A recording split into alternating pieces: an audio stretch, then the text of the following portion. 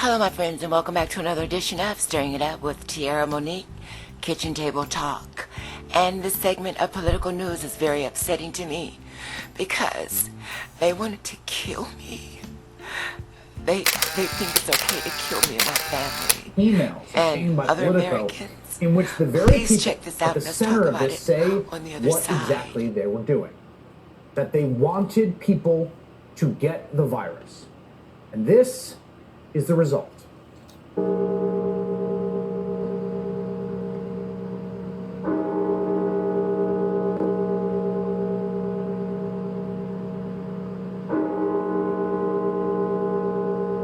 That's the National Cathedral in Washington, D.C. last night.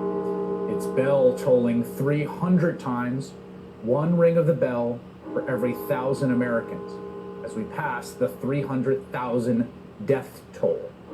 According to the COVID tracking project, we lost another 3,400 Americans that have died since roughly when those bells rang just last night, and that is a new daily record. We've never seen it before. No country has. 3,400 Americans lost to the virus in just the last 24 hours. And it did not have to be this bad. We have the world's worst aggregate death toll by far, and not because of our size. There are bigger countries like China and India, of course. No, the U.S. accounts for around 4% of the world's population, but we have nearly 19% of the world's COVID deaths. But the thing to understand about that is, it is not an accident, and it is not bungling. Donald Trump, as his administration, as backed by Republicans in his party, in Congress, explicitly pursued a strategy that would lead to more Americans getting sick and more Americans dying. And they did this despite the fact they kept denying they were pursuing the so-called herd immunity approach. It was always clear they were. Trump put Scott Atlas, a right-wing radiologist from a conservative think tank, in charge of the COVID response. And he did that because he saw Atlas on TV when Atlas went on Trump's favorite TV shows and said things like the following, quote, "When you isolate everyone, including all the healthy people, you're prolonging the problem because you're preventing population immunity." See that word there? Immunity. Trump would later talk about the herd. Now, it was always apparent how reckless and dangerous the herd immunity strategy was, because the one place that openly tried it, in good faith, I think they thought it was the best way to do it, was Sweden. And it became clear pretty quickly it was a catastrophe. Sweden had a far, far higher death toll than its neighbors. The elderly, folks in long-term care facilities, particularly hard hit. And the Swedish government was then forced to abandon its failing strategy quite publicly and impose new restrictions. The evidence is clear. You either suppress the virus and you get low levels of cases and low levels of deaths, or you don't, and you get high levels of cases and high levels of deaths. There is literally nowhere in the world, nowhere, that has tons of cases and lots of young people getting it who don't end up passing it to people who are immunocompromised and elderly people and people in nursing homes. That's how this virus works. It's what the public experts said from the beginning. The virus spreads. When young people started going back to colleges, we knew that it was only a matter of time until the virus got out to the rest of the community. And as the New York Times reported, though young people do have indeed less risk, deaths rose fast in college towns when they returned to campus. Again, all of this was as predictable as night following day. There has always been an ironclad correlation between cases and deaths, even as the fatality rate has indeed fallen. But here's what one Trump appointee was saying when colleges closed. Listen to this, quote, "We essentially took off the battlefield the most potent weapon we had. Younger, healthy people, children, teens, young people who we need to fastly infect themselves, spread it around." Think about that for a second. This is a Trump administration official at HHS directing COVID response, expressing that he was upset that fewer people would get the virus and get sick. Think about this.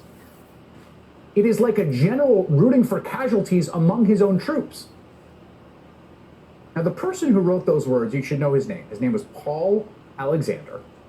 He's a former part-time assistant professor at a university in Canada who was appointed to the Department of Health and Human Services.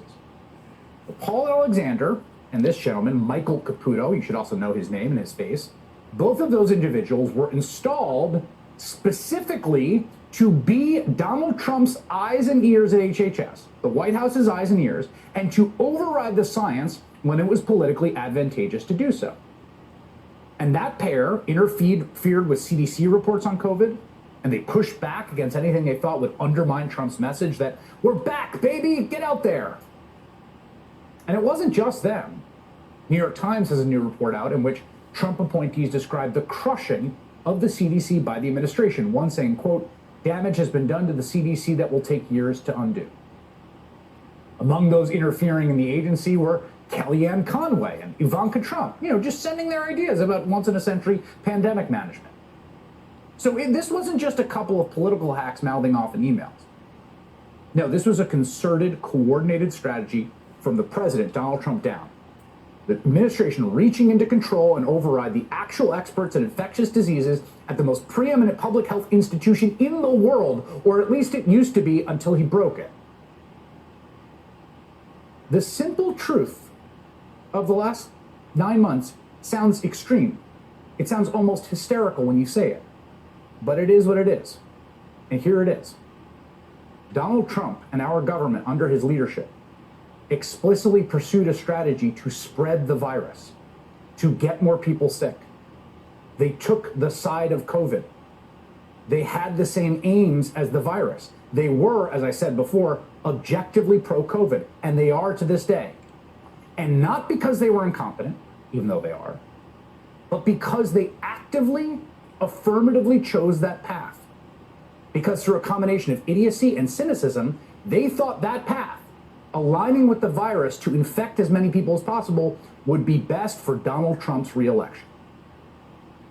And the deliberate, intentional decisions that Donald Trump and Alexander and Caputo and all of them took have gotten tens, actually probably hundreds of thousands of Americans killed unnecessarily. We are now 35 days from the end of the Trump administration. We lost 3,400 people today, and there will be more we lose tomorrow and the day after. We are at the beginning of writing the history of Donald Trump's stewardship of this pandemic. And the epitaph scrawled across this era should be those 4 words. We want them infected. Okay, everyone, thank you so much for watching this edition of Stirring It Up with Tierra Monique. We have been through so much this year, guys, and to hear this is just so devastating for me. So, even though I knew it, please leave a comment, and if you like this video, please like, subscribe, and share. God bless you, and God bless America.